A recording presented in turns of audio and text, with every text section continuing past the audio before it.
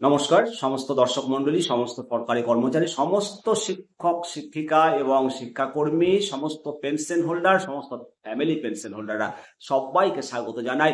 বন্ধুরা, সবার মনে একটা কথা উকি মারছে, মনে মনে ভাবছে সবাই যে সপ্তম বেতন কমিশন রাজ্য সরকার কখন ঘোষণা করবে। 25% দিয়ে তো এই জুলাইয়ে পাবো, 75% সেটাও সুপ্রিম কোর্টে আদায় হবে। আর সপ্তম বেতন কমিশনটা কি ঘোষণা করবে না? সামনে তো বিধানসভা নির্বাচন আসছে। আবার যুদ্ধকালীন তৎপরতায় ঝড়ের গতিতে কেন্দ্র সরকার অষ্টম বেতন কমিশনের কাজ পরিচালনা করছে। 2026-এর 1 জানুয়ারি অষ্টম বেতন কমিশন লাগু হবে।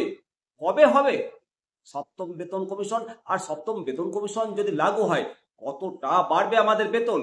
মনে মনে তো সবাই হিসেব করে, একটা আশাবাদী সবাই আমরা যে কতটা বেতন বাড়তে পারে, সেই সম্পর্কেই আজকে আলোচনা করব যে অষ্টম বেতন কমিশনটায় কি রয়েছে, তার নিরিখে আমাদের বেতনটা কতটা বাড়তে পারে। চলুন সমস্তটাই জানুন, সঙ্গে থাকুন, পুরো ভিডিওটা মনোযোগ দিয়ে শুনুন।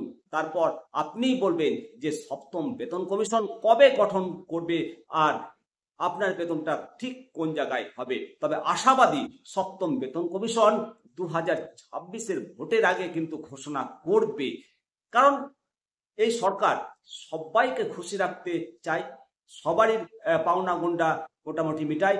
আর সেই জন্যই সরকারের ওপর আশা রাখছি সপ্তম বেতন কমিশন 26-এ ভোটের আগেই ঘোষণা করবে। তো চলুন যেটা হিসেব নিকেশ সেটা আগে জানাই।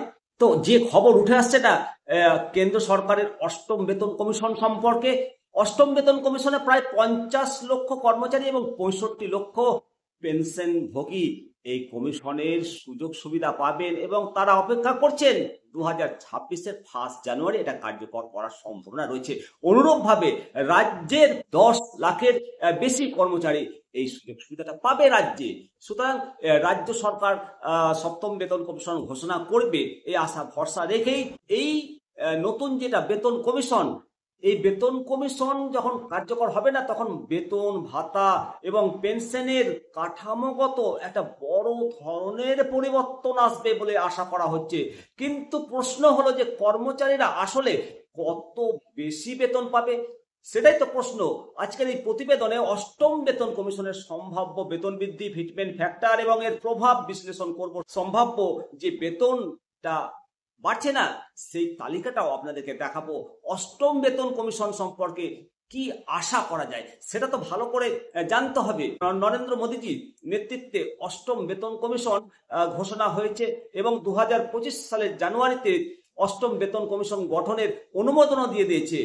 এই কমিশনের সুপারিশ 2026 সালের জানুয়ারি থেকে কার্যকর হবে বলে জানিয়েছেন কেন্দ্রীয় মন্ত্রী অশ্বিনী বৈষ্ণব। এবং প্রায় 1 কোটি কর্মচারী ও পেনশন হোল্ডারদের জীবনে একটা আর্থিক স্থিতিশীলতা আসবে এবং জীবনযাত্রার উন্নত মানের প্রতিশ্রুতি দেয় কেন্দ্র সরকার। আমরাও রাজ্য সরকারের কর্মচারী একটা উন্নত মানের জীবনযাত্রা প্রতিশ্রুতি আমরাও পেতে চাই। তো বেতন বৃদ্ধির যেটা সব থেকে গুরুত্বপূর্ণ যেটা সিস্টেম, ফিটমেন্ট ফ্যাক্টর একটা মুখ্য ভূমিকা পালন করে। এটি একটা গুণক যা বর্তমানে মূল বেতনের সঙ্গে গুণ করে নতুন বেতন নির্ধারণ করা হয় এবং সপ্তম বেতন কমিশনের ফিটমেন্ট ফ্যাক্টর ছিল 2.57, যার ফলে ন্যূনতম মূল বেতন হয়েছিল 7,000 টাকা থেকে বেড়ে 18,000 টাকা করা হয়েছিল এবং অষ্টম বেতন কমিশনের ফিটমেন্ট ফ্যাক্টর 2.28 থেকে বেড়ে 2.86 এর মধ্যে হতে পারে বলেই বিশেষজ্ঞরা মনে করছেন। এর ফলে বেতন একেবারে লাফিয়ে 20% থেকে 40% পর্যন্ত বাড়তে পারে। অষ্টম বেতন কমিশনের সঙ্গে যে সম্ভাব্য বৃদ্ধির যে টেবিলটা আপনাদেরকে দেখাবো, যা 2.86 ফিটমেন্ট ফ্যাক্টরের উপর ভিত্তি করে তৈরি করা হয়েছে, এই টেবিলের বর্তমান মূল বেতন এবং নতুন যেটা বেতন হবে বেসিক পে, সেটা আপনাদেরকে দেখাবো। মনে রাখবেন যে এই হিসেব মহার্ঘ ভাতা, তারপরে HR এবং অন্যান্য ভাতা অন্তর্ভুক্ত নয়। যেটা মোট বেতন সেটা আরো বাড়বে। তো দেখুন এই টেবিলটা, এখানে যে ছকটা দেখতে পাচ্ছেন, লেভেল ডেজিগনেশন, মূল বেতন 2.86 ফিটমেন্ট ফ্যাক্টর অনুসারে কতটা বেসিক পে হচ্ছে এবং মোট বৃদ্ধির টাকাটা কতটা হচ্ছে। লেভেল 1 পিওন অ্যাটেন্ডেন্ট মাল্টিট্যাক্সিং স্টাফদের ক্ষেত্রে 18,000 টাকা বেসিক পে বেড়ে 2.86 ফিটমেন্ট ফ্যাক্টরে 51,480 টাকা বেসিক হবে। মোট বৃদ্ধির পরিমাণ 33,480 টাকা। লেভেল 2 এর ক্ষেত্রে লোয়ার ডিভিশন ক্লার্ক 19,900, এটা বেড়ে 56,941 টাকা। বেসিক 37,014 টাকা মোট বৃদ্ধি। লেভেল 3 কনস্টেবল এবং দক্ষ কর্মী এদের 21,700 টাকা থেকে বেড়ে 62,062 টাকা বেসিক, 40,362 টাকা বৃদ্ধি হবে। এবং জুনিয়র ক্লার্ক স্টেনোগ্রাফার এরা লেভেল 4-এ 25,500 টাকা থেকে বৃদ্ধি পেয়ে 72,930 টাকা এবং মোট বৃদ্ধির পরিমাণ 47,430 টাকা। লেভেল 7 সেকশনাল অফিসার সুপারিনটেন্ডেন্ট এদের বেসিক 44,900, এটা 2.86 ফিটমেন্ট ফ্যাক্টরে 1,28,414 টাকা। মোট বৃদ্ধির পরিমাণ 83,514 টাকা।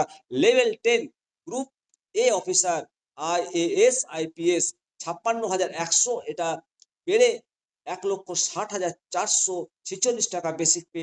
মোট বৃদ্ধির পরিমাণ 1,04,346 টাকা।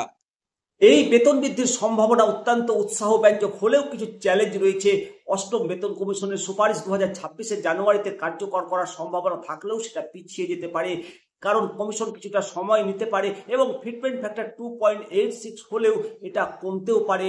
তবে অষ্টম বেতন কমিশন শুধু বেতন বৃদ্ধি নয়, একটা উন্নত জীবনযাত্রার প্রতিশ্রুতি দেয় কেন্দ্র সরকার, এটা স্বীকার করতেই হবে। সেই সঙ্গে রাজ্য সরকারি কর্মচারীরাও আমরা রাজ্য সরকারের প্রতি আশা ভরসা রাখছি যে রাজ্য সরকারও সপ্তম বেতন কমিশন ঘোষণা করে একটা উৎসাহব্যঞ্জক উন্নত জীবনযাত্রার প্রতিশ্রুতি দেবে এবং 2026-এর নির্বাচনের প্রাক্কালে বেতন কমিশন ঘোষণা করে বুদ্ধিমানের পরিচয় দেবে।